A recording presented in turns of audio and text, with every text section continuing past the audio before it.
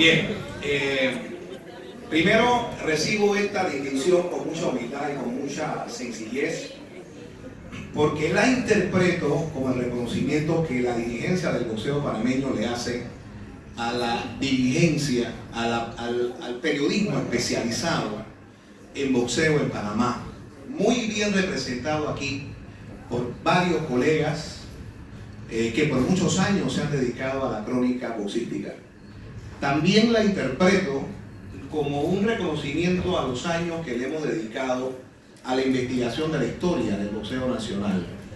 Una historia que está en este momento registrada en BoxRec, la principal plataforma de registro boxístico que hay en el mundo, pero que aspiro a que en un futuro muy cercano, ojalá que bajo la dirección de Lalo Cerda en Padeportes pudiéramos plasmarla en un libro para que quede como ese legado, ¿no?, de la historia del boxeo panameño. Así que, como quiera que siento o interpreto que se me ha condecorado por mi trabajo como periodista, pero también como un historiador aficionado que soy, quiero que me permitan utilizar mi discurso de agradecimiento para hablar precisamente de la historia del boxeo. Sobre todo porque veo a gente aquí muy joven, como Patrick Butó, como Pocha Mendoza, y Vitito Yo, gente muy joven que no sé si verdaderamente conocerán esta historia. Y también veo gente que sé que les gusta el boxeo, pero que quizás nadie le ha contado la historia que yo les voy a contar. Mucho antes de que Panamá Al Brown ganara el primer título mundial en Nueva York, ya un boxeador panameño nacido en Colón, Santiago Zorrilla, había peleado 2 veces por un título del mundo. La primera vez había empatado con Todd Morgan y después perdió por decisión. Y por esos mismos años de 1924 o 25, cuando Al Brown, a bordo como polizón de un barco, llega a Nueva York, estaba David Abad también tirando trompada en Nueva York, en la Arena San Nicolás y en el Viejo Garden y en muchos de los lugares donde se combatía. Todos sabemos que Panamá Brown se convierte no solamente en el primer panameño en ganar un título, sino en el primer latinoamericano en ganar un título mundial. Lo hizo en 1929, y fíjense ustedes que en 1930 hubiéramos podido tener 2 campeones mundiales, porque David Abad se mandó un peleón con Benny Bass, su archirrival, y no lo pudo lograr. Y por esos mismos años, Quito Meta, en el año 34, se fue hasta La Habana, Cuba, la tierra de Pablo Vicente, a pelear en un lugar que se llamaba La Polar, que ya no existe, y perdió con Kid Chocolate, el gran campeón mundial cubano. Miren la historia, dónde nace la historia del boxeo panameño, 1920 y tanto. Brown fue el primer campeón mundial, pero no fue el primer ídolo del boxeo panameño. Ya Panamá tenía historia. Desde la construcción del canal de Panamá, que tuvo Sam Lanford y peleó con Harry Wills por el campeonato mundial pesado negro. Porque recuerden que por la segregación no se reconocía el derecho de los negros a ser campeones mundiales, hasta que llegó Jack Johnson y destruyó eso. Y después de 1914, que se pone en funcionamiento el canal de Panamá, siguen viniendo boxeadores extranjeros aquí. Panamá era el centro de paso y se hacían las funciones en el Teatro Variedades y en el Parque de Santana. Y de allí surgió Caballito Ramos, un gran boxeador local. Y surgió también José el Chato Lombardo, que peleaba en la Plaza de Toros Vista Alegre, que quedaba donde hoy queda el Hospital Santa Fe. Y que por ahí tengo un artículo que rescaté del doctor Belisario Porras, 3 veces presidente de la República de Panamá, donde hablaba de boxeo y donde decía que, obligado por su hijo Demetrio, le dijo que tenía que ir a conocer a un boxeador que se llamaba el Chato Lombardo, que le había ganado a un gringo fenomenal al que llamaban Tony de Oro. Y cuenta Belisario Porras, el presidente, el 3 veces presidente de la República, que en efecto cuando llega a la Plaza de Toros observa a este formidable boxeador llamado el Chato Lombardo. Y Ricardo Apardo, el gran cronista de boxeo de La Estrella, relata que era tal el impacto mediático de aquella época, sin internet, sin WhatsApp, sin teléfono celular, que ejercía el Chato Lombardo, que la gente se peinaba como él, se vestían como él. E incluso en las panaderías principales de la ciudad de Panamá había un pan Chato Lombardo. Era un gran ídolo. ¿Por qué les cuento esto?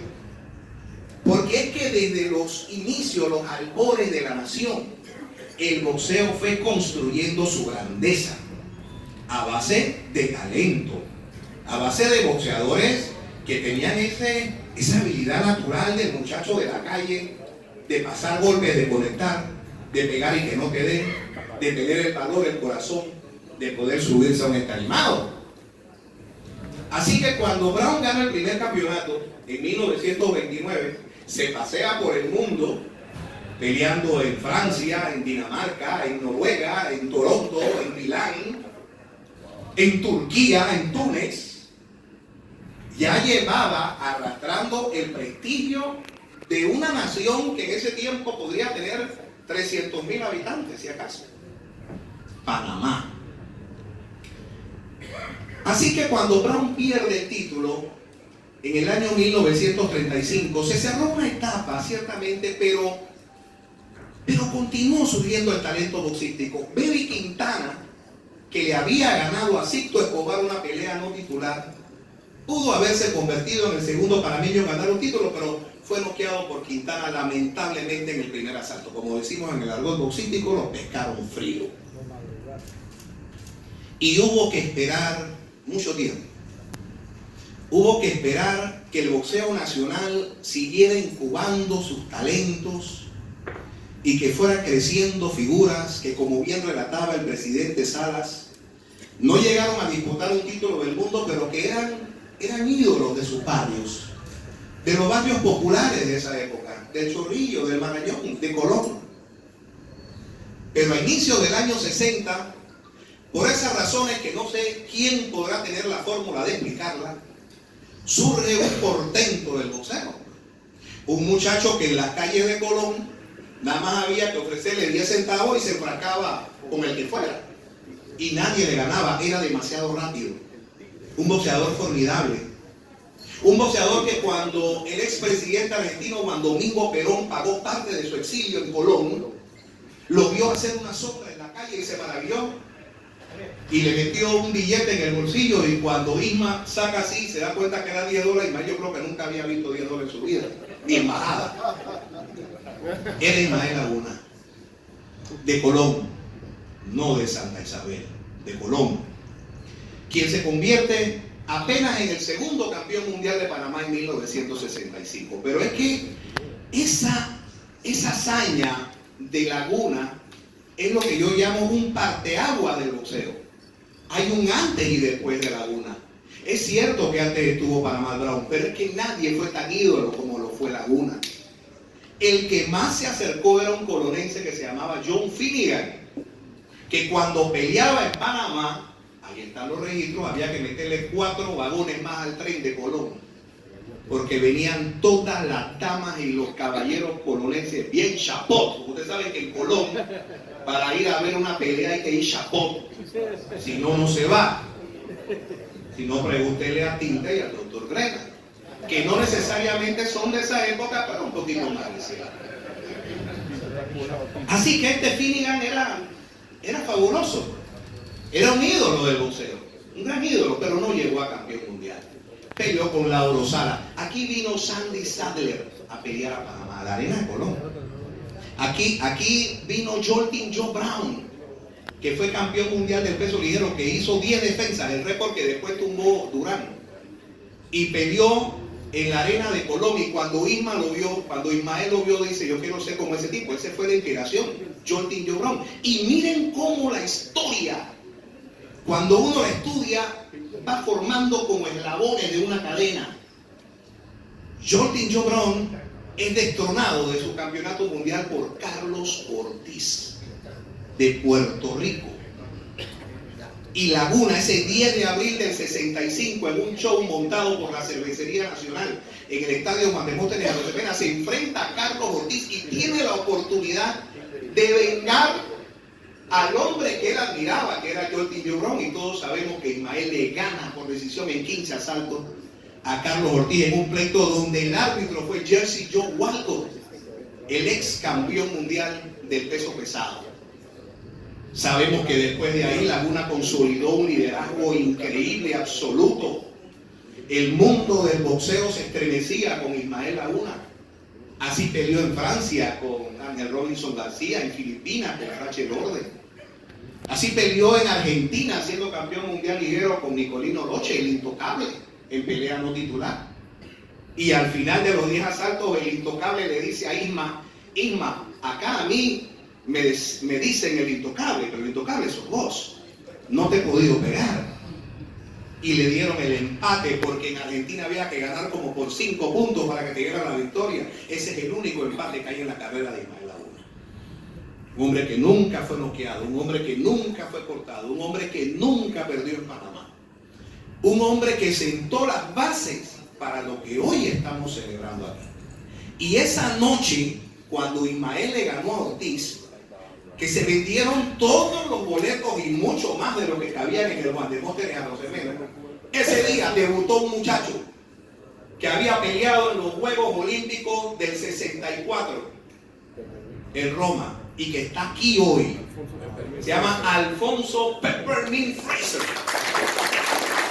Le ganó a y empezó ese día su carrera profesional, que lo llevaría 7 años después a convertirse en campeón mundial junior welter. Adivinen ganándole a quién. Al que empató con Laguna, a Loche. Miren ustedes cómo es hermosa esta historia, que cuando uno la va conociendo y le va entretejiendo, uno se da cuenta por qué el boxeo está tan arraigado en el ser panameño. Y ese año 1972, en el que Peppermint se coronó campeón, que el maestro de ceremonia fue don Víctor Martínez Blanco, él se corona campeón, pero a mí me extrañó, yo era un niño de 11 años y me extrañaba que no le ponían faja como si le ponían a los luchadores, porque yo fui fanático de la lucha libre antes del boxeo.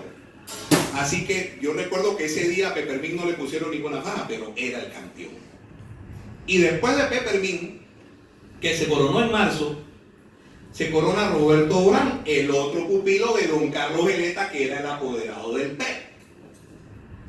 Y miren ustedes la oportunidad que le da la vida y el boxeo a Roberto Durán, que así como Laguna pudo destronar a Ortiz, que le había ganado a Jordi Brown, Roberto Durán tuvo la oportunidad de vengar la derrota de Ismael Laguna ante Ken Buchanan. Y en junio 26 de 1972, en el Garden de Nueva York, noquea en 13 asaltos a Ken Buchanan, siendo Johnny Lobianco el árbitro de ese combate. Y se vivía una efervescencia que bien explicó el arquitecto Sala, era como una cuestión de Estado. Había un miembro del Estado Mayor de la Guardia Nacional que era alto comisionado de boxeo. Los temas de boxeo eran temas de Estado. Cuando usted llegaba al aeropuerto de Tocumen, había un letrero que decía Panamá, tierra de campeones, tierra de los mejores jinetes del mundo, de los campeones mundiales. Y entonces es en ese año dorado, 1972, cuando la división del peso gallo tenía dueño, era México. México era el dueño de los pesos gallos. Pero había un muchacho en Marañón que le decían Zapatito, porque usaba una talla de zapato bien chiquito, que era pupilo de Isaac Resch y tuvo su oportunidad titular ante un boxeador mexicano que venía de ganarle a Rubén Olivares, al original Púa, del otro voy a hablar más adelante, que está aquí también, y le gana Enrique Pinder a Rafael Herrera aquí en Panamá, en el Gimnasio Nuevo Panamá y Roberto Durán, y completamos 3 campeones ese mismo año.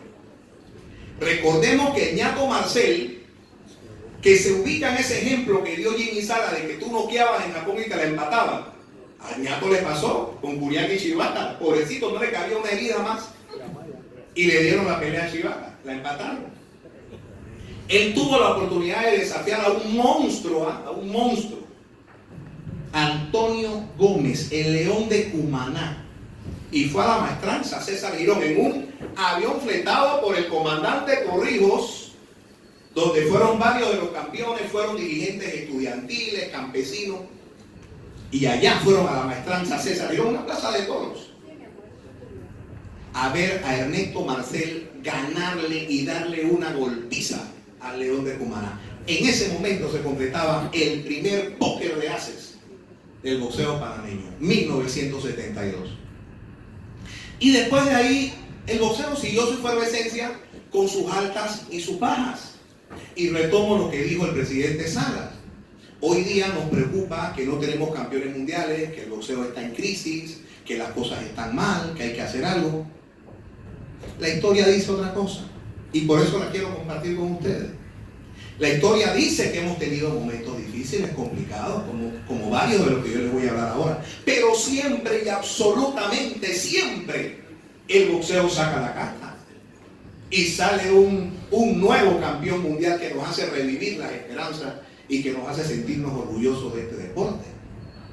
Así que cuando en el año 1975 se crea la división mini mosca y Jaime Ríos le gana a Rigoberto Marcano en una pelea formidable, después de cada uno haber ganado una eliminatoria previa, Panamá lograba su nuevo campeón mundial, que era Jaime, en el año 75. Y en el año 76, otro compañero de escuadra de Jaime, Alfonsito López, que venía de un lugar de Darién que se llama Taimatí, el hijo de Cesario López, criado en Pan de Azúcar, peleando ahí con la gente, haciéndose en la calle, va a Manila, Filipinas, y le gana a Hervito Salavarría el campeonato mundial mosca, lo noqueó.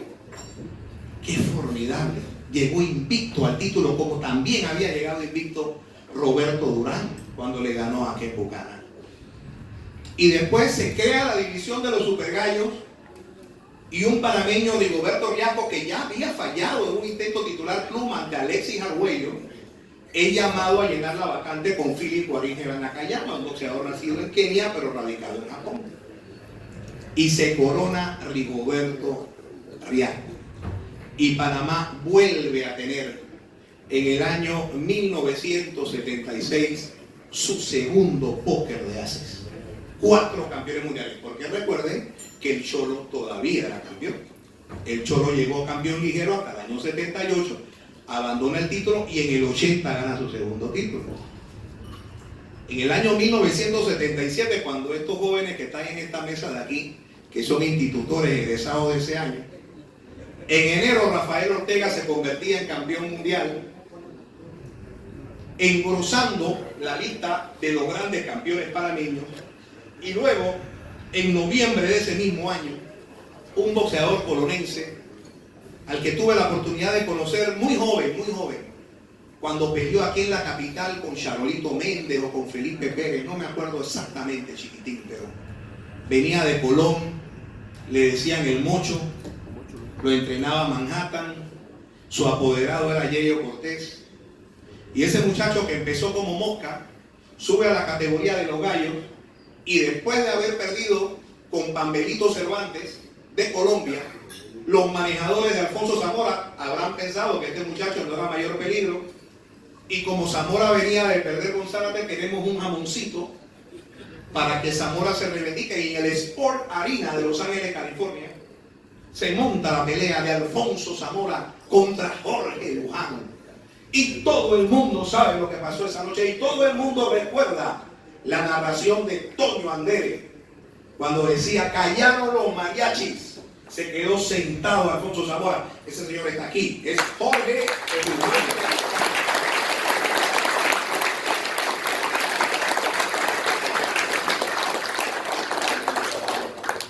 Y por esas casualidades de la vida, su compañera de vida, su esposa, también es G77, Odi. Qué gusto que estés aquí también con nosotros.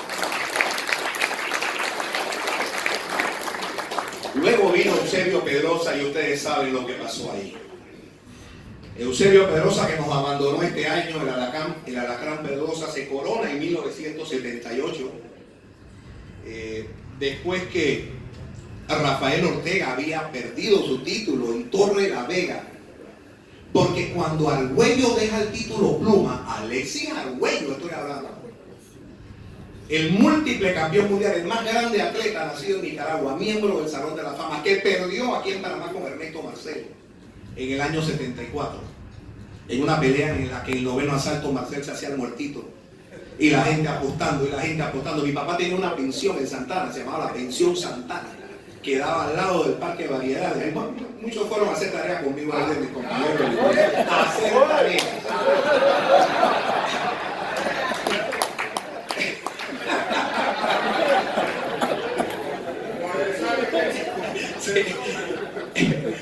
Y se fueron limpios. Estaba la pensión llena de nicaragüenses que vinieron por tierra. Los nicaragüenses pobres, pues los que tenían plata venían por avión. Pero recuerden que después que Marcel le gana a Argüello, él deja el título, lo gana Rubén Olivares, y luego Moyo y Casa, que recibió en su momento esta misma distinción que yo tengo aquí, monta y organiza la carrera de Argüello para que él pelee con Olivares. Y le gana a Rubén Olivares el campeonato mundial pluma. Y lo abandona porque Argüello nunca perdió un título mundial. Lo abandonaba para subir a la siguiente categoría. Y como el título quedó vacante, se llama al panameño Rafael el Brujo Ortega de Santa Cruz, Caledonia, Panamá, para llenar la vacante con Francisco el Toro Coronado. Y sabemos que gana el Brujo el campeonato pluma, que lo defiende en Japón, y que luego pierde en Torrelavega en una pelea donde hubo presencia panameña con Medardo Villalobos, pierde el título mundial. Y ya Pedrosa era mandatorio, así que Lastra, que le había ganado a Ortega, tuvo que venir a Panamá a pelear con Eusebio Pedrosa. Y en 13 asaltos, Eusebio Pedrosa derrotó a Cecilio Hugo Lastra de España e inició en ese momento un camino inigualable.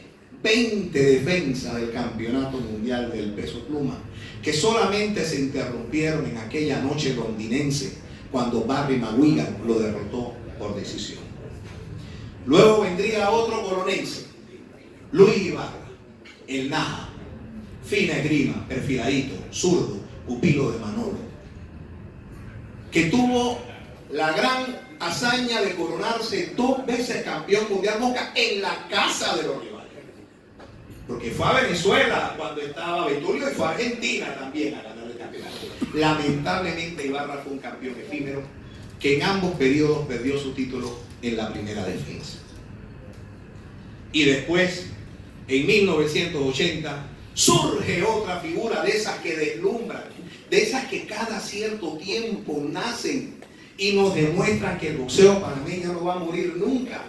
Un muchacho nacido en el Chorrillo, criado en San Miguelito, homenajeado hace pocas semanas por la PEDE, una organización de ejecutivos de empresas que cree en el deporte panameño, que tiene un comité de deportes de lujo que nos acompaña aquí, para que les pido un fuerte aplauso.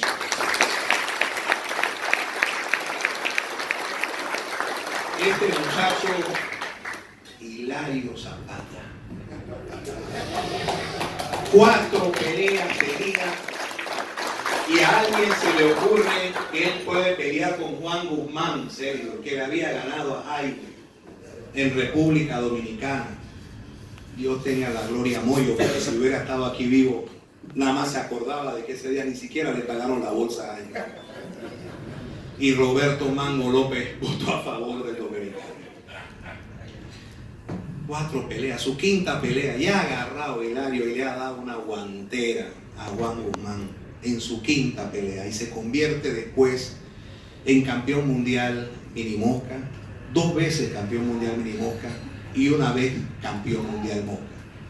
El emperador del Oriente, como bien lo llamó el arquitecto Sala. Ese no creía en nadie, ese Japón, Filipinas, Corea, donde fuera, Tailandia, donde fuera, Layo. ¿Ah? Pai, no estoy. Una vez aquí en Panamá peleando con quién fue, con Yoyo Limo fue. Se le lesiona la mano derecha y empieza a dar concierto de zurda, pura izquierda. Así como Rubén Rey tiene el solo de Boca, el Buscando Guayaba, este era solo de izquierda, solo de izquierda. Se lo llevó en el carrito. Hilario Zapata. Le dio brillo, le dio calidad.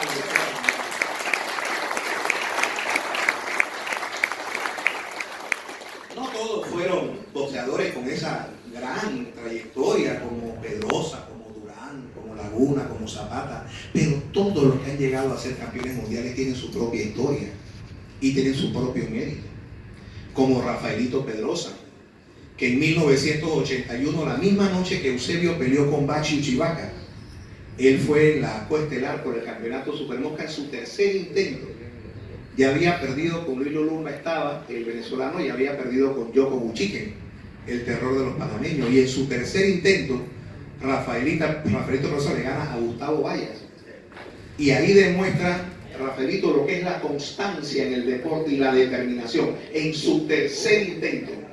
Pero después hubo dos que lo superaron, y de eso también le voy a hablar. Vino en el año 1986 Alfredo Lane. Da una gran sorpresa. Nadie esperaba que Alfredo Lane pudiera ganarle a Wilfredo Gómez, el gran campeón mundial de las 130, que ya había sido campeón de las 22 y de las 26. Y Alfredo Lane noquea a Wilfredo Gómez y le da otro campeonato mundial a Panamá, el número 16. Lamentablemente, la primera defensa le toca con un muchacho sudafricano que se llamaba Brian Mitchell, y que hoy día todavía tiene el récord de más defensas de la categoría superpluma. Después de Alfredo Lane vino el primer bajón. El boxeo panameño está en crisis. Recordemos que la crisis sociopolítica panameña empieza en el año 87. El país vivió una situación muy delicada y el boxeo también sufrió. Y surge un segundo Darienita, un muchacho de Punta Alegre, que era muy grande, era un muchachón. 147, 154, 160 libras. Aquí no hay boxeadores de esa contextura. Víctor Córdoba agarra su maleta y cruza el charco y aterriza en Belfast, Irlanda del Norte, y hace carrera allá. Allá sí los europeos son grandes, ya había rival para echar para el aire. Y en 1991, después de 13 intentos de boxeadores panameños de conquistar un título mundial y perder, recibe 26 peleas invicto, comía carne cruda, no le ganaba a nadie, va a pelear en Francia.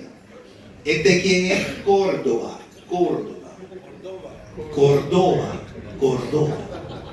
Y todos sabemos lo que pasó. Hoy día es abogado y es un honor tenerlo con nosotros.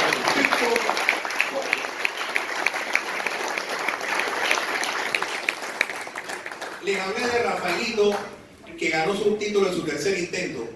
Al Púas le pasó lo mismo. El Púas estaba invicto, era el mimado de la cuadra de Luis Espada. Tremendo peleador, 108 libras, aguerrido. Le decían el Púa por la similitud con Olivares. Tremendo peleador. Vamos a Tailandia a buscar el título. Ya el Púa está listo para buscar el título. Pues estaba Chana por Payampo.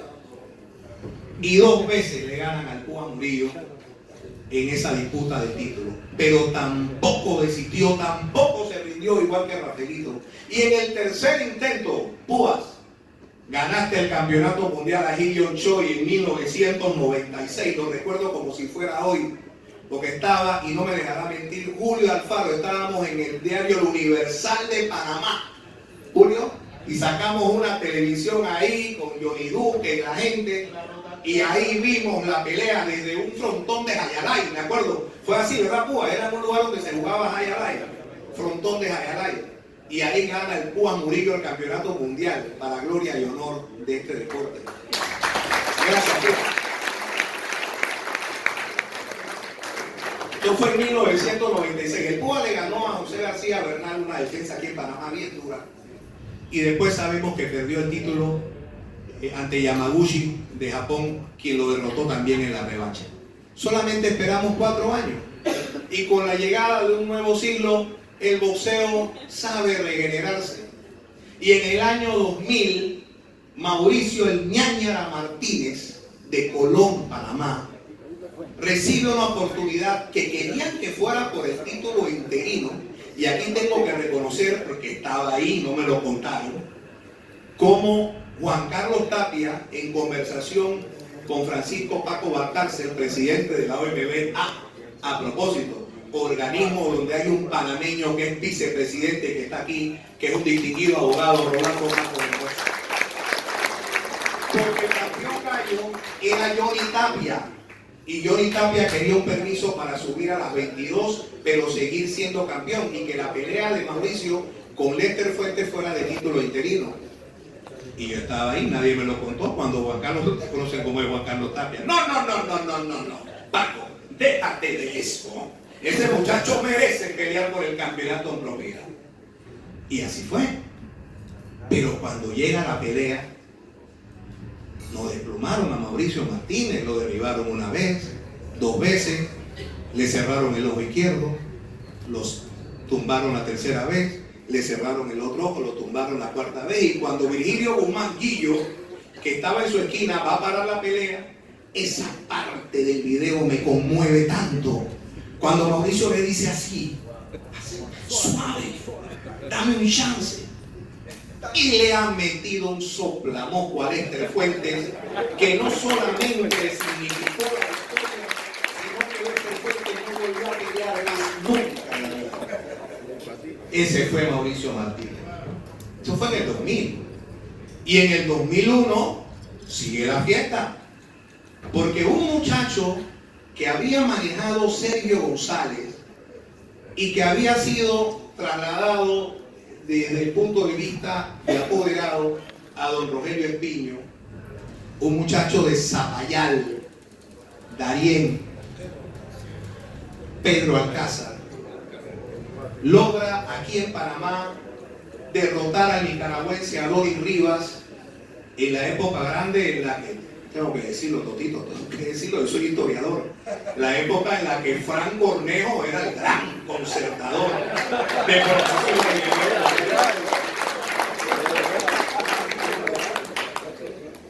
y todos sabemos que Pedro Alcázar, que llegó invicto, oficialmente invicto, porque recuerden que cuando él pierde con Bambi Montserrat, el resultado es revertido. Así que Pedro Alcázar también forma parte de ese grupo de boxeadores que llegaron invictos al título mundial.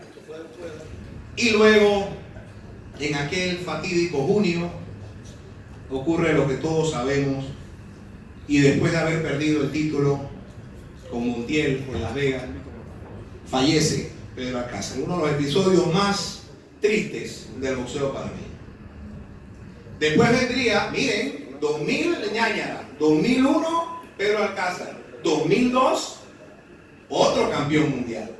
El primer campeón que sale del plan de becas que hizo Juan Carlos Tapia en Protesa, que constituían otorgarle cada mes $500 de aporte a cada clasificado mundial, con el adicional que si de esos $500 ahorraban $100 y llevaban la tarjeta, la libreta del banco, al siguiente mes Juan Carlos le daba 600 en vez de 500. En ese grupo estaba Tito Mendoza, Miguelito Cali, Jairo Arango, Luis Andrés Pineda, muchos boxeadores que no llegaron a los campeones, pero sacamos nuestro primer campeón, que fue Santiago Samaniego, que pelea uno de los combates más dramáticos que me ha tocado transmitir, enfrentando a Mamadou Tiam, un hombre que parecía que pesara 200 libras, un senegalés radicado en Francia. A Santi lo llevaron de víctima. Ese show era para Tiam. Los promotores eran los apoderados, todo. Pero Santi es panameño. Y Santi se creció esa noche de Marsella y obligó, creo que era Stanley Cristodoulou, puede ser, a detener la pelea en el último asalto y consagrarse campeón mundial de las 154 libras. Nuestro campeón mundial número 21. El boxeo panameño sigue tomando auge y surge un boxeador que por sus características particulares despertó una inusitada expectativa en el público.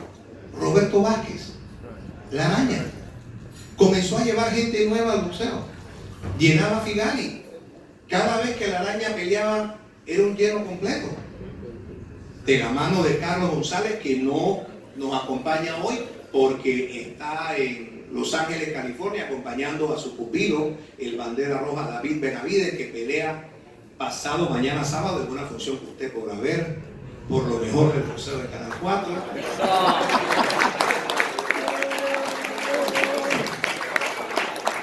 Y la Araña Vázquez llenó una época. Parecía que iba a ser el nuevo gran ídolo del boxeo panameño.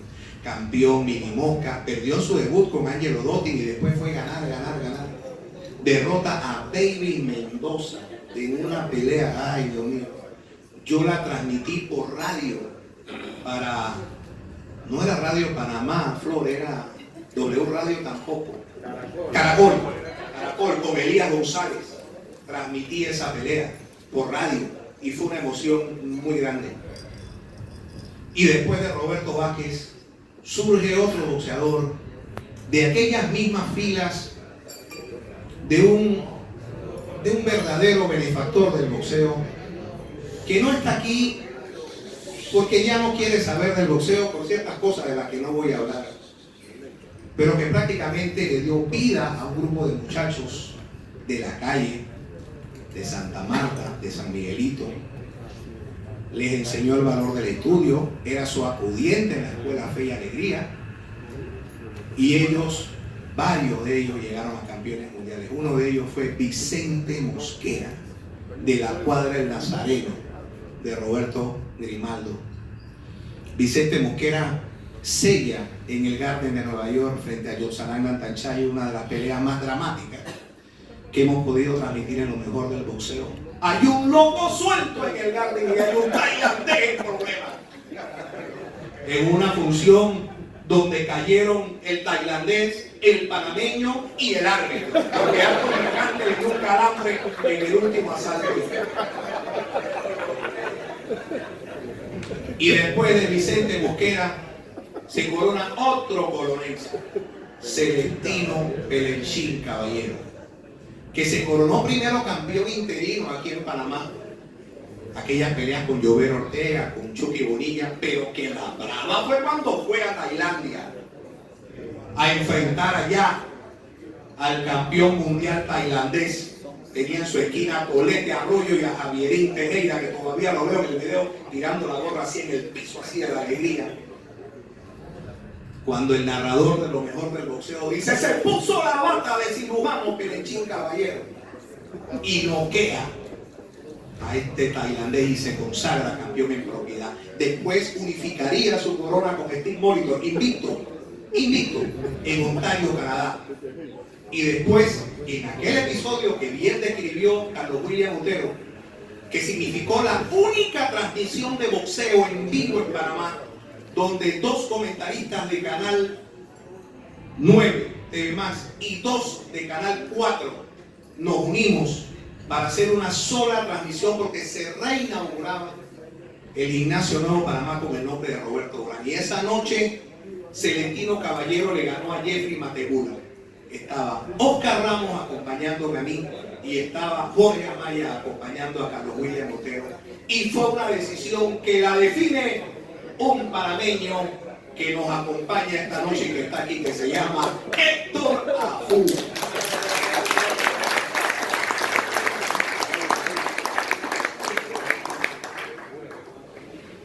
Chombón Carguín no está aquí, ¿no? Todavía está buscando a Mategula para que se haga la teoría. Luego vino en el 2008 Chemito Moreno. Chemito Moreno es hermano de Ricardito Córdoba. Ellos son hermanos. Ellos surgieron juntos en las calles, aprendieron juntos a boxear. Y las veces que Ricardito fue a pelear contra Vladimir Sidorenko, que a mi juicio fueron fallos verdaderamente incorrectos, pero así es el boxeo, allí estuvo Chemito y Chemito se encargó de resolver eso. Y Chemito Moreno le gana a Vladimir Sidorenko. Y antes de los dos intentos de Ricardito, hubo una pelea, Oscar, que vimos como a las 5 de la mañana con Rafa Ceballos, Juan Carlos Navarro, con un tailandés. ¿Dónde está Rica? Con un tailandés, Rica, que también estábamos anotándola. Estamos anotando como se debe hacer cuando se ve boxeo. Hay que anotar. Y todos sabíamos que la puntuación nos dio rica, pero sabíamos que no se la iban a dar. Y así mismo fue. Y Ricardo Córdoba se corona campeón mundial en su cuarto intento. Les dije que había uno que superaba a los que lo lograron en su tercer intento. Él lo logra en el cuarto intento. Había un nicaragüense formidable, se llamaba Luis Pérez. Esa pelea fue un 18 de septiembre, no lo olvido porque es el día de Chile. Y el señor Espiño hizo una cartilla de triple campeonato mundial donde Pelenchín peleó con Elvis Mejía, donde tú te coronaste con Luis Pérez y donde creo que Chemito también defendió su título esa noche en una jornada de triple campeonato mundial. Triple campeonato mundial. La primera vez que Panamá presentó una cartilla de más de un título mundial fue en septiembre 8 del 73, cuando Durán y Marcel defendieron sus títulos en la misma cartilla ante dos japoneses. Después vendría el Torito Concepción, que lo llevan a Filipinas, ¿qué será de él? Damon de Berry se llamaba el apoderado de Rafaelito Concepción. Lo llevan a pelear con un monstruo, se llamaba AJ Banal, que tenía que resolver rápido esto, pero Rafaelito Concepción es panameño y les aguó la fiesta a los filipinos y se coronó campeón de las 115 libras. Lamentablemente en un reinado corto, porque luego en septiembre en la fiesta mexicana pierde el título contra el Travieso Arce. Ricardito gana el campeonato en su cuarto intento, lo pierde en el día de San Patricio ante Bernard Don. Después seguiría peleando en una pelea, creo que en el estadio donde juegan donde peleó con Rigondó, donde juega el fútbol americano, Dallas Cowboys, contra la maravilla cubana, Guillermo Rigondó. Maravilla cubana, sí, estoy de acuerdo, pero peleó con Ricardo Córdoba, y cuando Ricardo Córdoba le metió el derechazo que lo hizo caer, busca a Rigondó, búscalo. No se paró más nunca y reconoció, tengo que admitirlo, que Ricardo Córdoba fue uno de sus rivales más difíciles. Hoy, Ricardo Córdoba es colega, abogado, licenciado en Derecho y Ciencias Penales.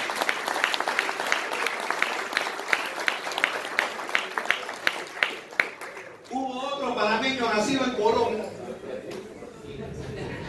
que iba a las peleas de título mundial, pero no las ganaba. Guillermo Jones. Vamos a buen amateur, yo estoy de acuerdo con Jimmy, yo no sé por qué boxeo olímpico, es boxeo aficionado. Se convierte en boxeo olímpico cuando llega a los Juegos Olímpicos.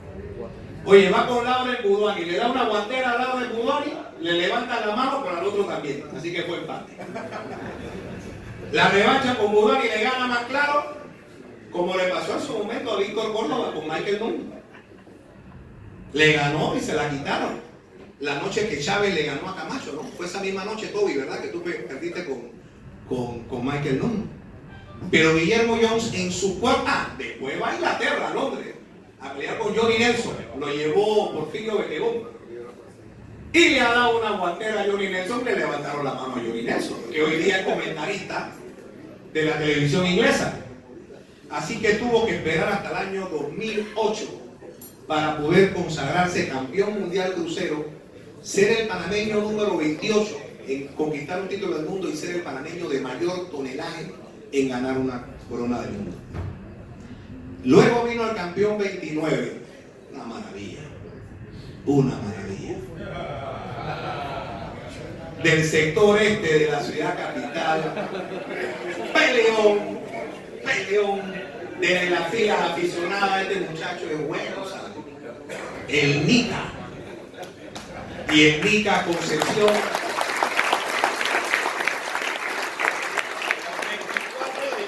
De la 24 de ese corazón que no le cabe en el pecho, que no cree en hombre, ni en nombre, ni en sobrenombre. Se corona campeón mundial.